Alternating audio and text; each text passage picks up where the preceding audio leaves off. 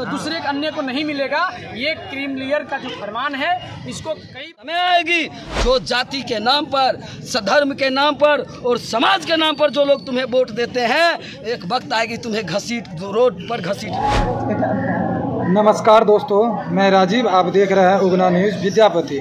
जी हाँ दोस्तों, बता दें आप लोगों की अभी मैं समस्तीपुर जिला के दलसिंह सराय में मौजूद हूँ। जैसा कि बता दें कि आज जो है SC ST को लेकर पूरे भारत बंद का ऐलान किया गया था। वही बीच अभी दलसिंह सराय NH 28 को पूरी तरह जाम कर दिया गया है। आप लोग देख सकते हैं सीधे तस्वीर दलसिंह सराय से।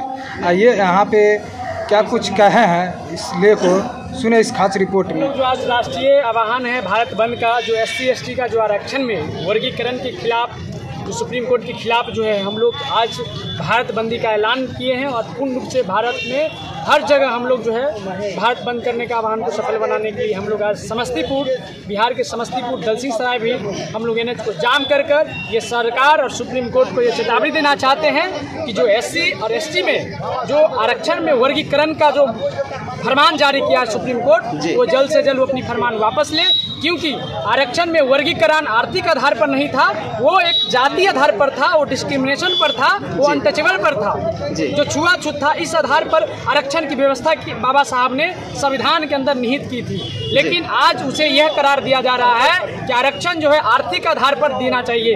जो क्रीम लेयर की बात हो रही है कि अगर एक समाज में उस समाज के अगर बड़े तबके के लोग अगर उसका लाभ ले चुके हैं तो दूसरे अन्य को नहीं मिलेगा। ये क्रीम लेयर का जो फरमान है, इसको कई बार सरकार ने जारी करने का, सरकार जो है यहाँ पर केंद्र की जो सरकार है, जो BJP है, वो डायरेक्ट रूप से नहीं, इनडायरेक्ट रूप से सुप्रीम कोर्ट के द्वारा फरमान जारी करवाया है। और इस तरह की व्यवस्था जो है केंद्र की है और केंद्र सरकार इस पर चुप्पी साधी हुई है। जब चुनाव की माहौल चल रही थी तो अमित शाह कह रहे थे कि भारतीय जनता पार्टी की सरकार बनेगी तो सबसे पहले आरक्षण खत्म करेंगे।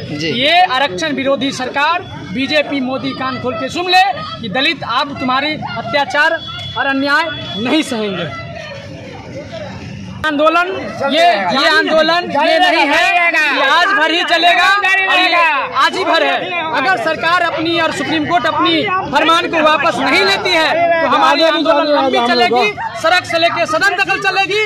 सुप्रीम कोर्ट का भी हम लोग घेराव करेंगे। यह सुप्रीम कोर्ट को चेतावनी दे देना चाहते हैं, ये दलित विरोधी फरमान नहीं चलेंगे। आज तक जितने भी सरकार आई, आज तक संविधान से छेड़छाड़ नहीं किया जाता। पहली सरकार ये है मोदी सरकार, जुमलेबाज सरकार, झूठा सरकार, जो संविधान से छेड़छाड़ किया जाता है, ये हम लोग को कतई बर्दाश्त नहीं है। देखिए हमारे यही मांग है। हमारे जो माननीय प्रधानमंत्री वो उनका नीति है कि वोट डालो राज करेंगे। आज जो सुप्रीम कोर्ट के जो जज बनते हैं वो नॉमिनेट बनते हैं, उसमें आरक्षण क्यों नहीं देते हैं? उनका बाप बनेगा, दादा बनेगा, पोता बनेगा, क्योंकि इस तरह के हालात है। ये नहीं चाहते बड़का मछली कभी छोटा मछली को जीने नहीं देगा। इसलिए उसकी नीति है कि दिन प्रतिदिन महंगाई बढ़ती रहे, ठीक है, दिन पर आए दिन महंगाई बढ़ते रहे, क्योंकि वो चाह रहा है कि हम कुछ नहीं कर रहे हैं। क्योंकि हमारे BJP का गवर्नमेंट है, हम कुछ नहीं कर रहे हैं। वो SC ST को जो है सुप्रीम कोर्ट के द्वारा छेड़छाड़ किया जा रहा है, ताकि वो कहेगा कि ये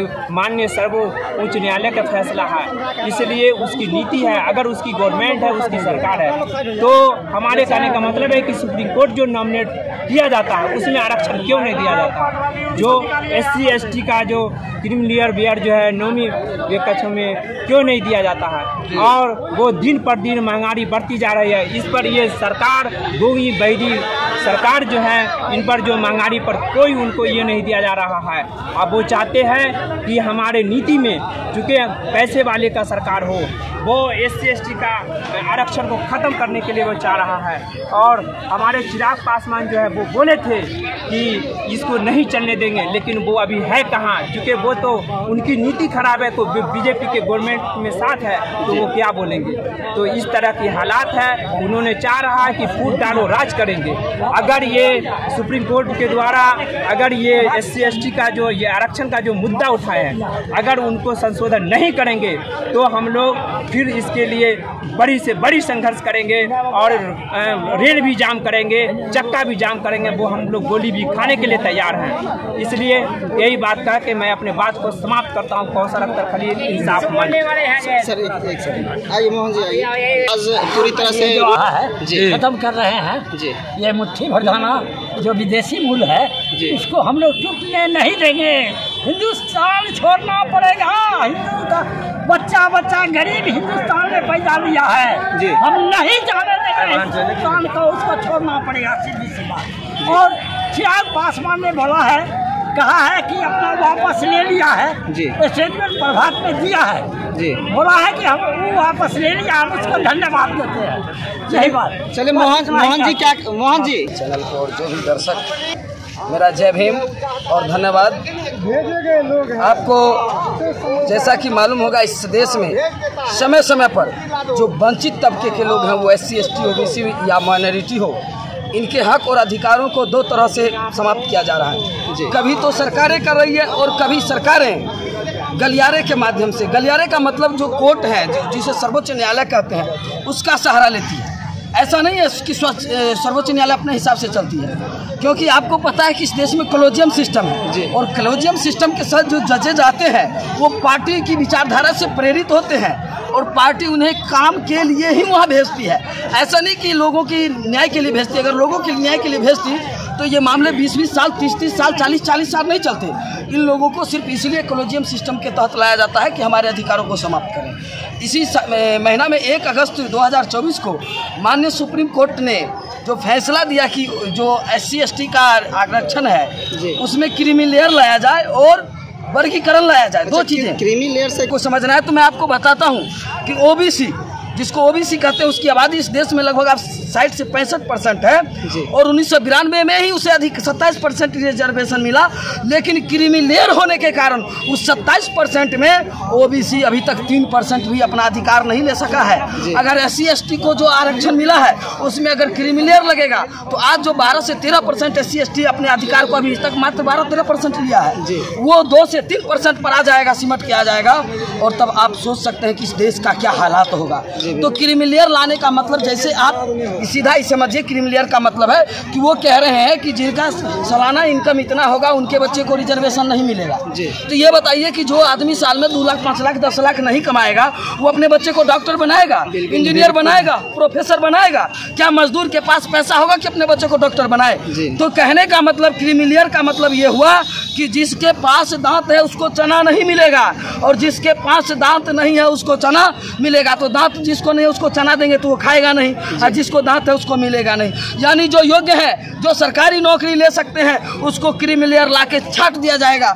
जैसे कि भारत में OBC के 214 IAS को छाट दिया गया था क्रीमी लेयर के तहत। अगर OBC के SC ST के साथ क्रीमी लेयर लागू होता है तो ये जो देख रहे हैं आप, हम SC में जो आज डॉक्टर, इंजीनियर, कुछ आपको प्रोफेसर, IAS IPS नजर आ रही है, समाप्त हो जाएंगे। और दूसरा वर्गीकरण आप समझिएगा, ये वही कोर्ट है जो 2004 में कहता है, का गाड़ी लगा हुआ 2004 में कहता है कि क्रीमी संभव नहीं है, एम्बुलेंस में प्राइवेट, कि 2004 में वही सुप्रीम कोर्ट कहता है कि वर्गीकरण संभव नहीं है। आज वो सुप्रीम कोर्ट कह रहा है कि वर्गीकरण करेंगे। आप इसको समझिए, बिहार में पिछड़ा अति पिछड़ा, दलित महादलित किया गया, कितने % फायदा हुआ? कितने % फायदा हुआ? 1% अगर फायदा बता दिए भरवे चापलूस नेता, तो सबको कहता हूँ 1% फायदा नहीं होगा। ये वर्गीकरण के इसलिए किया जा रहा है ताकि कुछ जो दलाल भरवे नेता हैं उनको आगे करके इस समाज को, जो संगठित समाज है, इसे लड़ाया जाए और लड़ाने के बाद ये आपस में लड़े और वो मलाई मारते रहें। जो लोग हमारी परछाई से छुआ जाते हैं, जो लोग हमारे घर का पानी नहीं पीते हैं, क्या वो वर्गीकरण ला के हमारे बच्चों को IAS IPS बनने देंगे? एकदम ये सरासरी धोखा है। और ये समाज के खास करके, और एक और मांग हम यहाँ कर रहे हैं, जो OBC पर क्रीमी लेयर लगाया गया है उसे भी समाप्त किया जाए। तुमने एक अधिकार छीनने का काम किया और मैं संविधान में प्रदत्त तमाम अधिकारों को छीन कर कॉलर पकड़ के घसीट कर ले आऊँगा। अगर सांसद नहीं सुनेगी तो सड़कों को हम इस तरह से जाम कर देंगे कि तुम्हें सड़कों पर चलने का मौका नहीं मिलेगा।